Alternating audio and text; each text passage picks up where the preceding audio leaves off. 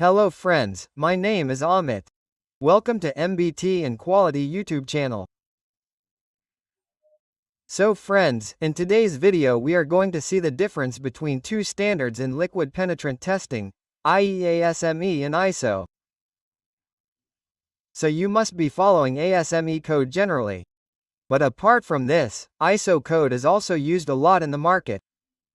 So for some time now, ISO codes are the vessels of European countries. Any manufacturing in European countries demands ISO code in it. At that time you also have to use ISO code. So in today's video, what is the difference between ASME and ISO code? Especially, I will discuss LPT in this video, liquid penetration testing. Right? Apart from this, you also need separate videos of MPT, UT, RT, VT. That is, what is the requirement of these two codes? What is the difference? If you want a separate video, then definitely tell me in the comment box. But, in today's video I will talk about PT. So, if you follow ASME code, then ASME section 5 has its article number 6. You have to follow Article 6, so this requirement of PPT is given in it. Of penetration testing. And if you follow ISO code, then ISO AW 3452, right? This has to be followed. There are actually different standards in it as well. -1 in it, which is 34521, this is a special standard of PP. General principle etc. is given in it. So, its title is like this, General Principle, right? This is the title of it. So here you will find PT Penetration Testing General Principle in front of it. Apart from this, if you see this in ISO 3452, then there is -1 here. Similarly, -2 dry and -4, there are actually 4 standards in total. Right? So these 3, 2, 3 and 4, are special, meaning that there is a separate additional requirement, right? Next I will tell you what is its title and what are the things in it. Right? But mainly our focus will be what is the difference. Right? Like suppose there is a specific requirement. Right? So you will find this same requirement in both ASME and ISO same requirement. But the difference is given in that. Right? So I have created a table. Requirement is a requirement. After that what is given in ASME code and what is given in ISO. Okay, so I will tell you this in detail. We cannot show the actual code or stand here on YouTube. So I have made it separately in Excel and Word and I'm telling you all this detail. So if you have not subscribed to our channel yet, then definitely subscribe to the channel and share this video with your friends. Apart from this, you can take membership of the channel by using the join feature. So I have made many member XJ videos in which you will get the complete syllabus of NET Level 2. Apart from this, there are many videos of code standard interpretation as well. So you will get those as well. Just like the one I am showing you, there are many premium videos as well. Right? If you want to get access to them as well, you can use the join feature. Apart from this, there are videos of practical NDT as well. So you can use the join feature to get access to all these videos. And you can support me financially. Okay. So here, first of all, I will tell you that these standards are different, right? What is the title of both of them? Right, I will tell you this first. What details are given in it? So see the difference in penetration testing between ASM and ISO requirements. So first of all you will see section 5 article 6, okay? Its title is Liquid Penetration Examination. In this, you will get the details of all the penetration examinations. All the requirements are given in detail. Like solvent removal, post-emulsification, water washable, all the techniques are also described separately and how to do it. And in the last, what is the actual test requirement? I mean like you use visible light, you use UV light, how to do reporting, you will find all these things in it. Apart from this, there is another reference here. This is the standard of MSc South Carolina 165. Right? So standard practice for liquid penetration testing of general industry. This is also a very important standard. If you are preparing for PT Level 3, then you should refer to this standard in it. In this also, many things are given in great detail. Talking about ISO, it is ISO 34521. As I told you, its title is Non-District Testing Penetration Testing Part 1, right? General principle means paint testing general principle, its title is like this. Okay? So, we will see the details of this one here. Right? And the second section was Article 6. We are going to see the difference between these two. Right? And after that, if you see 3452 feet 2, then its title is Testing of Penetrating Material. That means the complete Part 2 will be written like this. Testing of Penetrating Material, later Part 3, Reference Test Block, Part 4 Equipment OK. So, like this, apart from this, you want to know the acceptance criteria of PP according to ISO, right? So, you will find this in the standard, ISO 2327, OK. You will find the acceptance criteria in it. If you want to know the acceptance criteria of ASME according to ASME, then you have to see ASME Section 8, Division 1, right? Section at Division 1 in ASME. So if you want a video of this also, that is, the difference of what is in Section 8 Division 1 and what is in ISO 2327. That is, if you want the difference, then also tell me in the comment box. I will make a separate video of this. So look, here I have given the requirement in this way. Like first of all, the description means the requirement. What is the requirement in ASME and what is it in ISO? So first of all, which standard code will be used here? We will use Section 5 Article 6 and in ISO 3452-1 has to be used. Let's talk about return procedure. Return procedure means the procedure of your PT. Right? So the procedure of PT is definitely required in ASME, right? In all you will see, if you do any job according to ASME, help TMPTRTUT, then procedure is required in all and you have to work on its basis. But in case of ISO it does not happen every time, right? Many times they have not specified anything. If you see in PT, then procedure is required in PCPT. Procedure is required but other methods are there, right? So in other methods, there are many methods in which they have not specified whether the procedure is required or not. Nothing like this is written. Right? So I will make a video on this in future. If the response to this video is good, then we will see this in the next video. What is the personal qualification requirement? So, your written practice on S generally works according to ASME. So whether it is SMPTC 1 or CP 189, all this is done according to the standard. So, on the basis of what is written in your written practice, your level 2 or level 1 should be whatever it is. And if you look at ISO, then you should have ISO 9712 certification on S or its equivalent, right? Like PCM, then it is equivalent to it. Okay, so here you need ISO 9712 as a minimum. If you have this SMPTC1, which means if it is a normal employee's certification, then it will not work in ISO. Meaning you will not be able to work in ISO 9712 job, right? This has to be kept in mind always. For this, you know, many times ISO 9712 is demanded. Right? Many companies ask for ISO 9712 level 2. So the reason for this is that if you have level 2 in normal SMDC1, then it will not work in ISO job. Now see what is the requirement of temperature. Meaning when you do PPT, what is the requirement of temperature?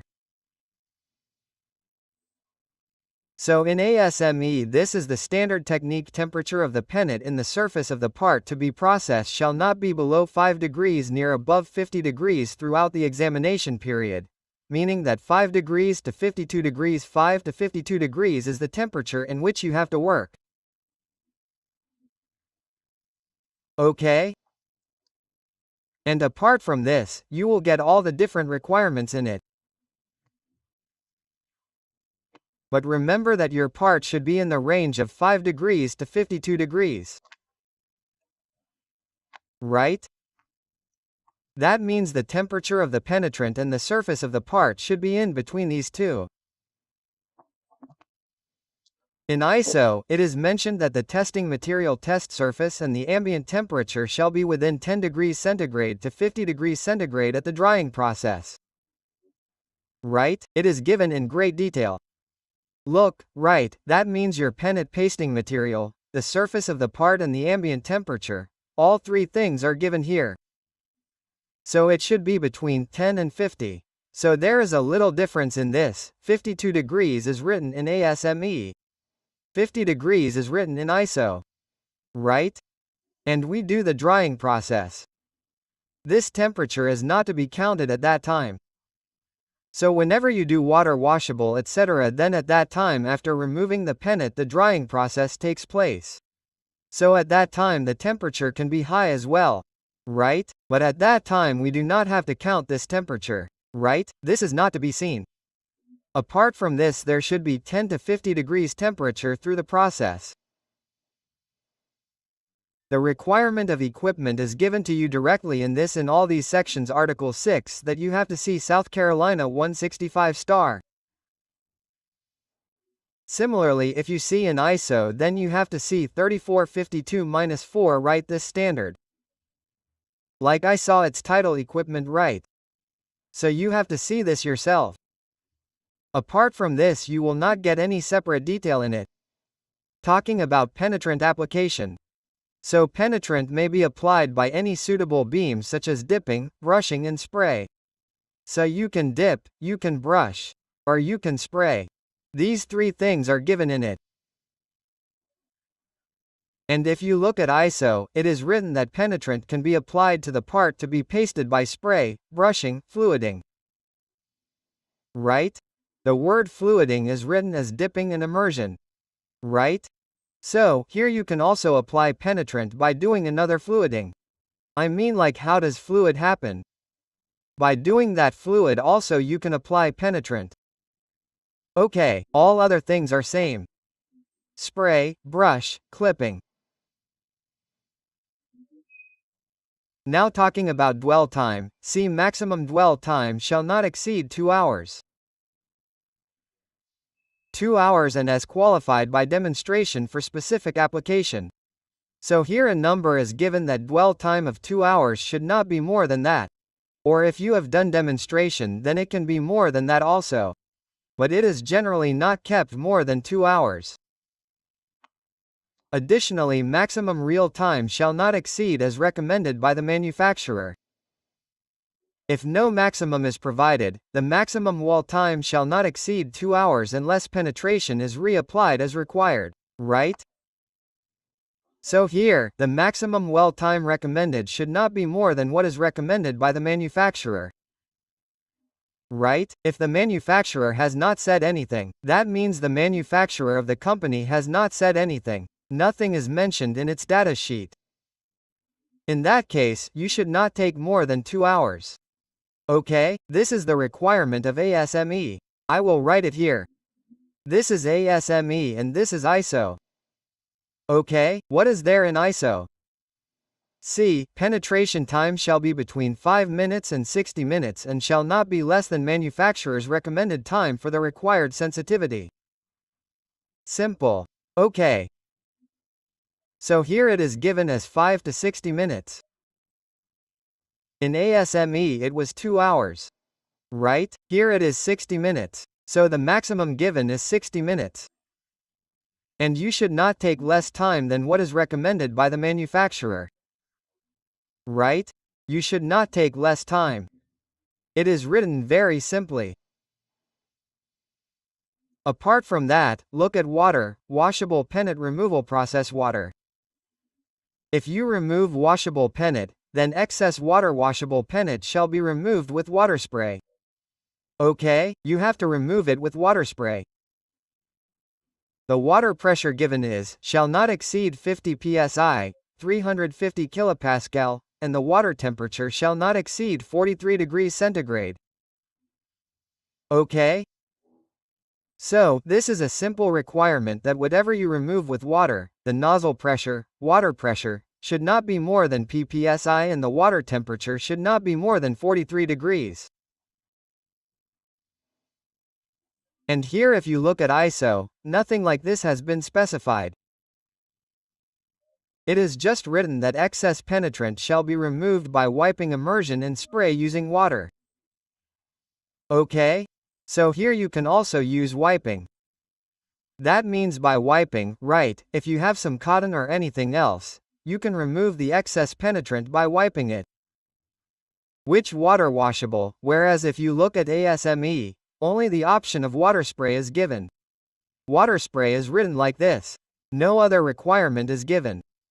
Right? Here there is wiping, immersion, spray. You can use all these three. Okay? So this is an additional requirement in ISO.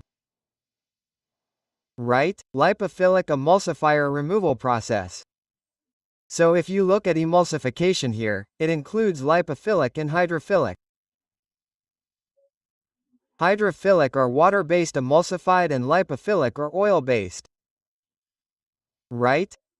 So after the required penetration, well then the surface penetrant shall be emulsified by emulsive and fluid.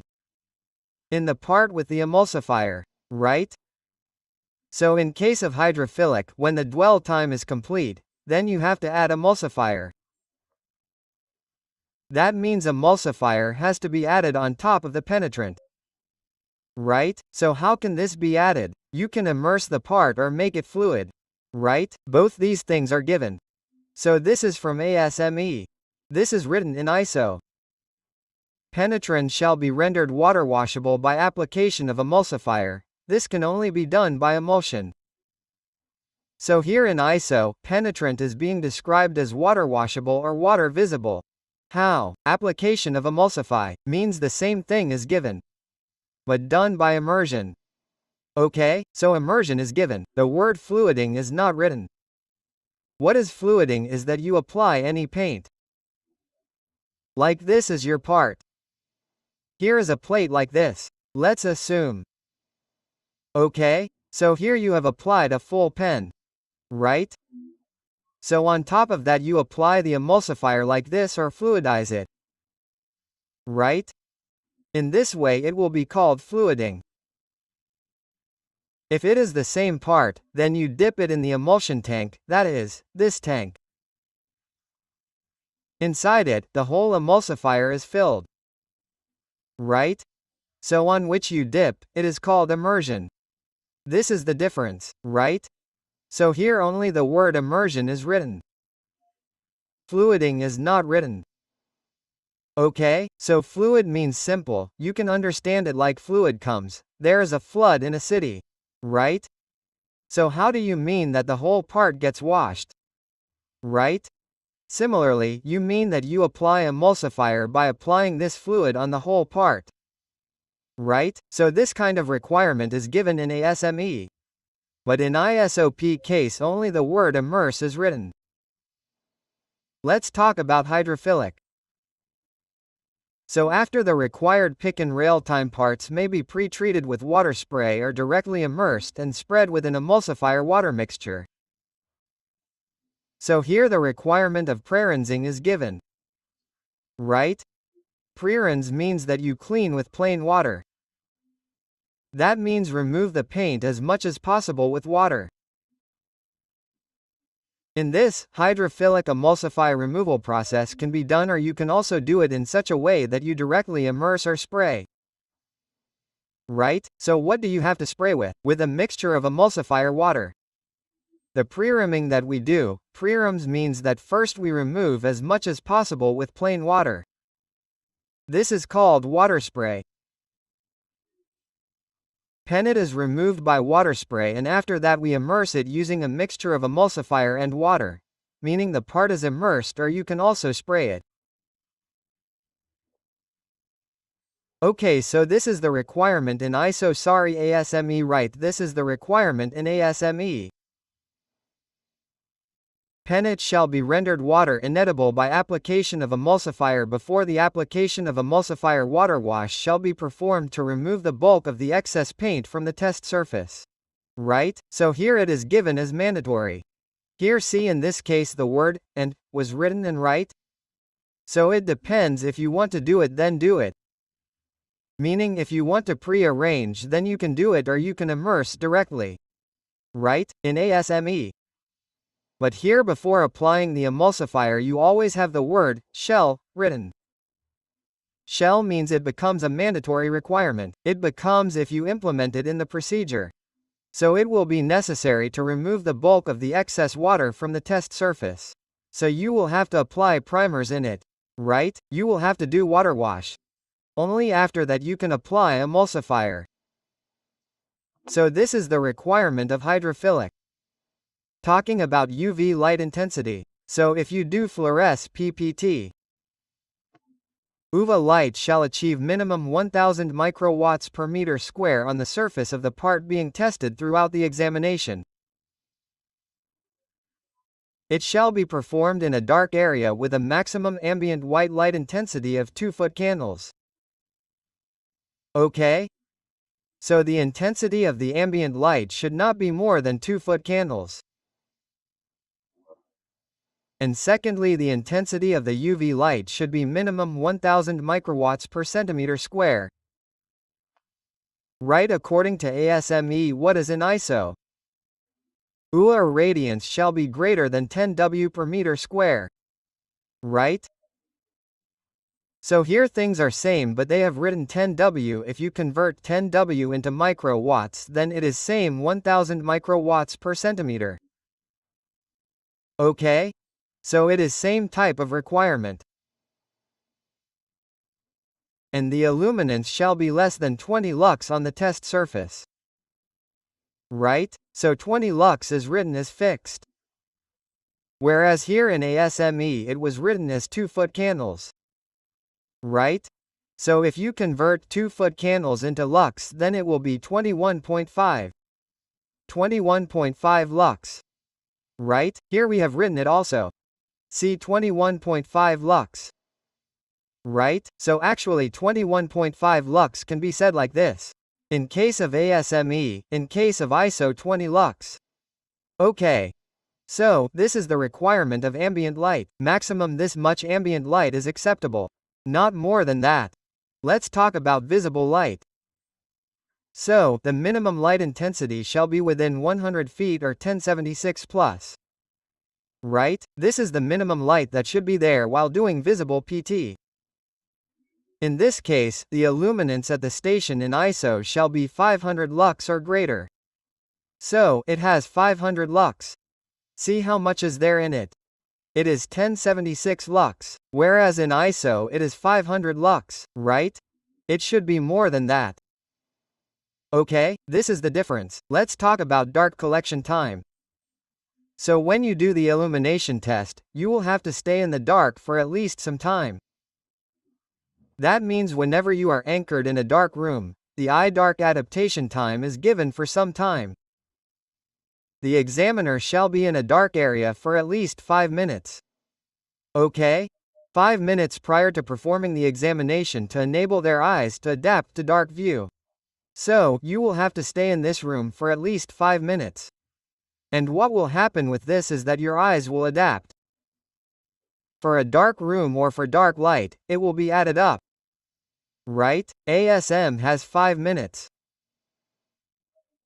In ISO for fluorescence technique, sufficient time shall be allowed for occult eyes to become dark adapted in the inspection area. At least 1 minute before inspection starts. Right? So it is written at least 1 minute. Okay, so this has to be kept in mind. Here it is 1 minute, here it is 5 minutes. Talking about developing time, so the final interpretation shall be made not less than 10 minutes or more than 60 minutes. Right? So here if you give you developing time only after minimum 10 minutes, then it should be from 10 minutes to 60 minutes. So you can start the interpretation only after that 10 minutes. Right? Development time shall be selected according to the application. Development time shall not be less than 10 minutes, right? Here also the same requirement is there. But the maximum is not mentioned here. The maximum is also mentioned here. Right, it means that you have to do the interruption before 60 minutes in ASME, whereas if we talk about ISO, then there is no maximum time mentioned in ISO, so you can do it after 10 minutes, but what is the maximum time, it is not mentioned. Talking about post-cleaning, so is required by the procedure, it should be conducted as soon as practical after evaluation and documentation, whenever it is given in the procedure. Post-cleaning is mandatory. So as soon as your interruption evaluation etc., documentation is done, then after that you have to do post-cleaning. Post-cleaning is necessary only in those cases where the paint and testing products can interfere with all the sequential processing, testing and service requirements. Right? So, here it is mentioned that you should do post-cleaning only when you feel that subsequence processing means that there is further process of the part or further testing is required or there can be a problem in the service requirement. Right? So there can be interference. In that case there is only requirement of post-cleaning. Right? So this post-cleaning is generally mentioned in the procedure itself in case of ASME. So in that case you have to do it immediately when your PT is done, but in case of ISO there is no mention of any procedure etc.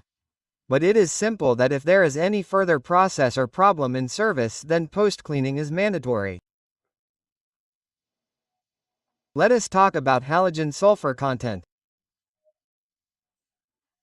So when you have PPT material like Penetrant, cleaner or developer, then what should be the halogen or sulfur content in that case? So less than 1% by weight, as per mandatory Appendix 2. Right? So, if you see Section 5, Article 2 of PPT, then Appendix 2 is given after that. So if you see in Appendix 2, then halogen sulfur content should be less than 1%. Right? So it is written simply, meaning you have to keep this in mind. Whereas in case of ISO it should be less than 200 ppm. Okay, on S there is ISO 34522, 3452-2. I have told you earlier about the material. Regarding penite material, then this halogen and sulfur content both should be less than 200 ppm. This requirement has been given by ISO. So there is acceptance criteria, there is referencing code on S, right? So, whatever referencing code you use, like API use, API AW 650 or 570 or 510 or ASME section division 1. Right? Whatever referencing code you use, your acceptance criteria will be according to that. Okay, in the case of ASME and ISO, you have this standard 2327. Right? So you have to use this standard. Talking about process control. So process control means whenever you do PT, that is time penetration material. How to control its PT, it means a new lot has arrived, right? So that is a new lot. In comparison to the old lot, means is the old lot correct or not? So you can compare the new lot. Right? Or you can use a comparative block. Right? Through which you can check whether your PT system is giving the right performance or not. So all this is a part of process control. This is actually a very big topic. But if you want to see it according to the American standard, then you can follow South Carolina 165. Whereas in the case of ISO, you will get this detail in ISO 34521, right? So, there is an annexure given in -3452. Right? You will get this detail in Annex B, right? So, this is how the major difference is between the codes of ASM and ISO. If you give an interview for PP, right? Especially those who have done ISO 9712 Level 2 and are going to work according to ISO, right? In that case, they ask about the requirements of ISO in the interview, right? So, in that case, you have to keep this requirement in mind. Apart from this, if you want to know what are the different requirements of UT, RT, MT, and VT, meaning what is the difference between ASM and ISO, then definitely write in the comment box. Which method do you want to know? So, later I will make a separate video for that too. So, I hope you have understood this video. If you have any doubt in this, then you can ask me in the comment box. Okay, thank you.